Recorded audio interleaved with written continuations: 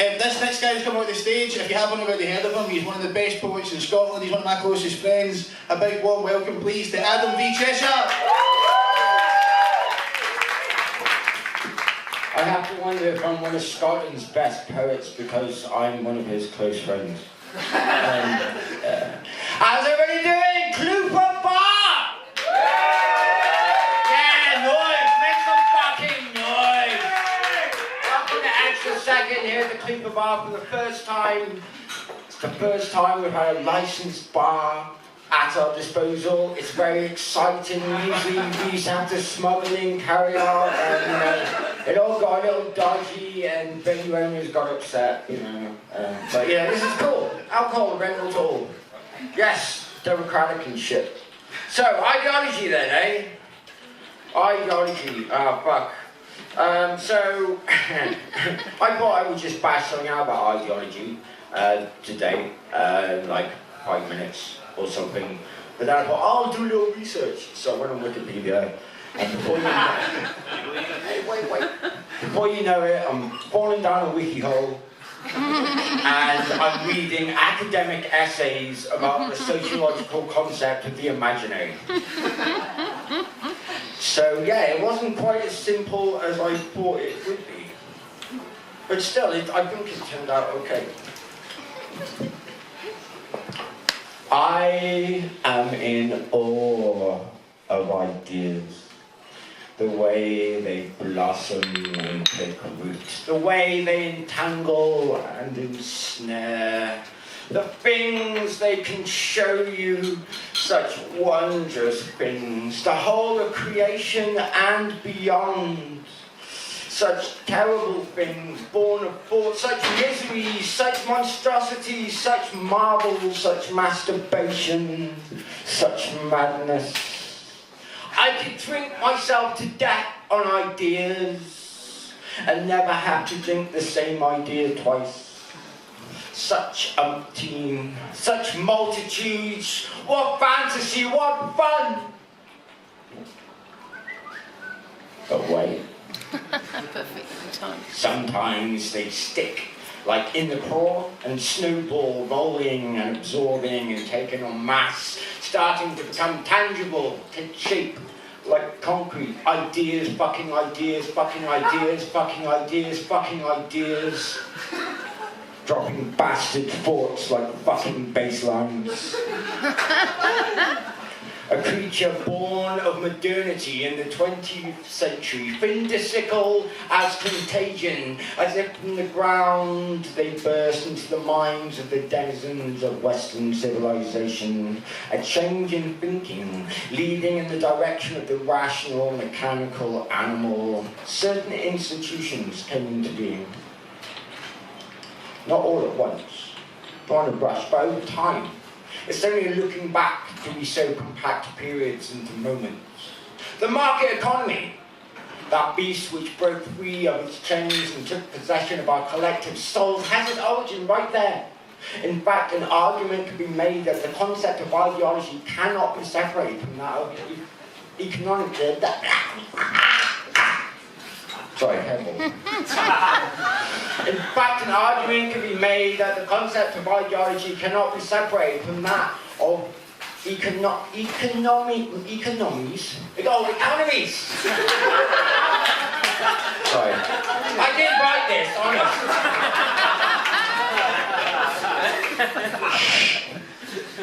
Blah, blah, blah, there we go.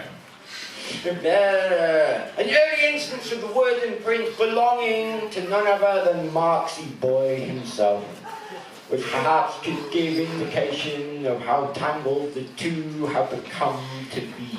The public sphere was birthed here, fueled by a reaction against the increasing infringement of the industrial upon society. As some ideas began to congeal, others rushed up ahead, dizzy and insane, born before they had time to grow, like the growing suspicion that people could in fact govern themselves. So fuck ideology! Yeah! Fuck ideology and instead consider the imaginary. Whereas ideology is a term, it's a fixed fix in place and stagnate. The imaginary emerges from the ways we interact with the other, one another, the things we think and all that falls out of our mouths and fingers. Consider the family, not a material thing, but one born of the imagined, with no more mass than a photon, but no less real. The bonds between the members of the family, mother, father, etc., an entire hierarchy of power relations and psychic manifestations. That is what I mean by the imaginary. Not a fiction, but a bundle of meanings, kind of like the Lacanian conceptualization, but frankly, psychotherapy is somewhat passé, so let's not limit ourselves with that pervert Freud, shall we? It is from the imaginary and not ideology that our most fruitful endeavours are wrought. Art and poetry and music and theory, the ability to recreate family not as a unit consisting of those who share genetic code, but of those with a shared sense of identity, bound through familiarity, experience, and mentality. The concept of generations, from boomer to millennial, observed sociologically, is manifested through the imaginary, maybe with relation to ideology, but in no way limited by it. So, although it might be an interesting intellectual game, and a way to prescribe formal structures in society, you can keep your fucking ideology. Capitalist, socialist, materialist, consumer shit. I'll be too busy blazing the imaginary for it to even bother me. Thank you.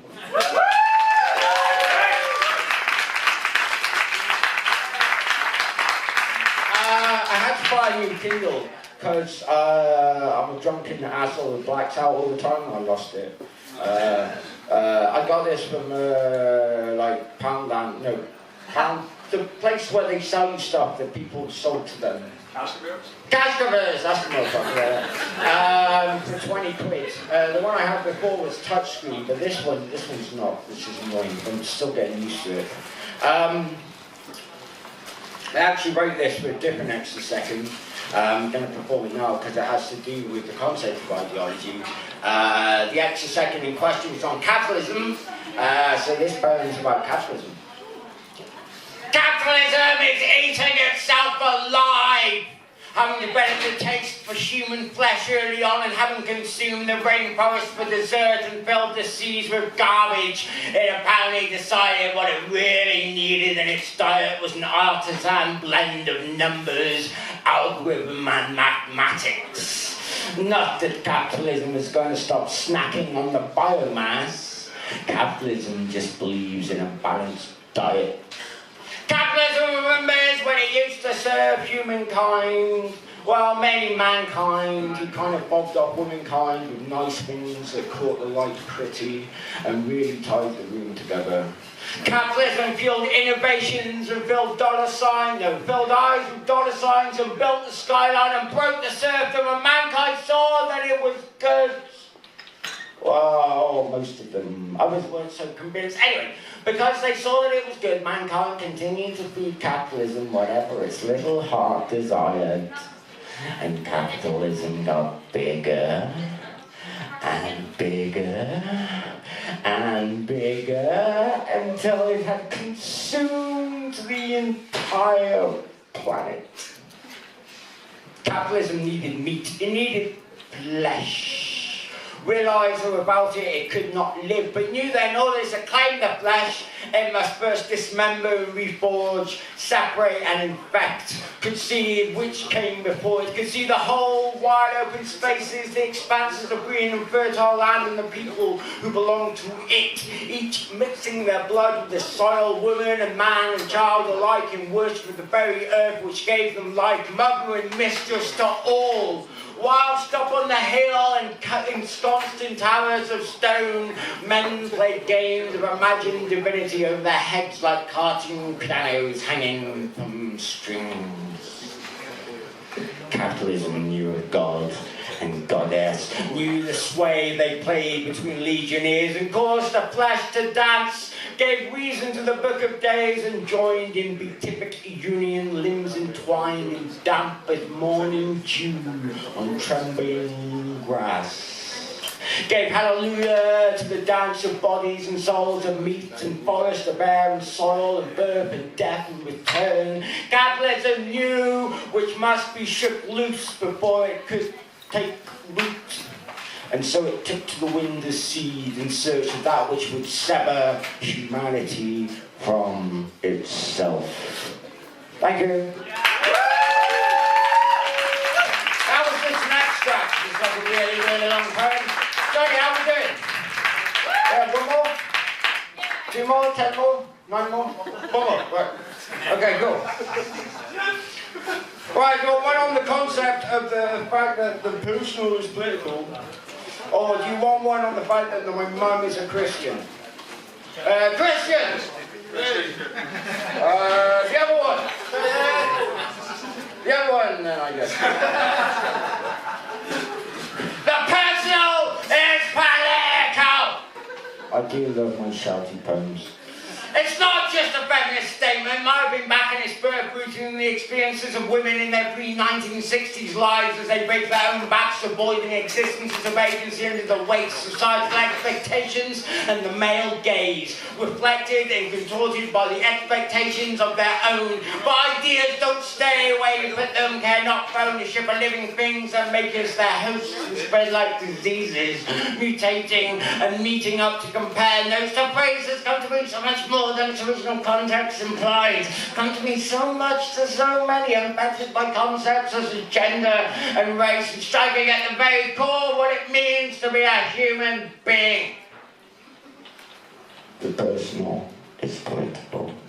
It's not some faraway being hidden amongst layers of laws, tangled up in a mess of secret handshakes performed by some elite away in a hallowed hall, passing down benedictions to the passive masses. It's right there in the everyday, in the way we interact with one another, the kindnesses and cruelties which pass between us, and the thoughts we think that seek to send us down garden paths, tripping over our own feet, baying for another's blood.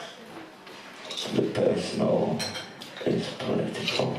Can easily be described as a game we've made to attempt to tip scales and control ourselves, because deep down we all have a love of bondage, need the labyrinth we've created in order to keep ourselves occupied, and perhaps some bunch of white guys got real good at playing this game, in putting wall over their own and their eyes, got so good at living their lives and convincing others that they should follow in their footsteps, even as the games got more complex. Individuals becoming couples, couples becoming families, families becoming communities, communities becoming societies, and societies giving way to the great clusterfuck of civilization. Despite all that, they continue to keep the fact that these were all just toys we've made away from the minds of many. Want to make damn sure the rest of us don't realise that we can pull our own strings. The personal is political. Pulses through our arteries and veins, dwells in our meat like carbon dioxide, awaiting releases deep in every cell, hangs from our bones and spills out of our mouths whenever we speak. Because the great beast has got fingers plunged deep into every pie, because the great beast is the human condition, the grand illusion of life, and that despite our best efforts, we're all living in the shadows of somebody else's imagination instead of sharing in the imaginations of each other. Personal is political, so stop sitting on the sidelines and give the ball a kick. Even if you miss, it's got to be more rewarding than doing fuck all about it. Thank you.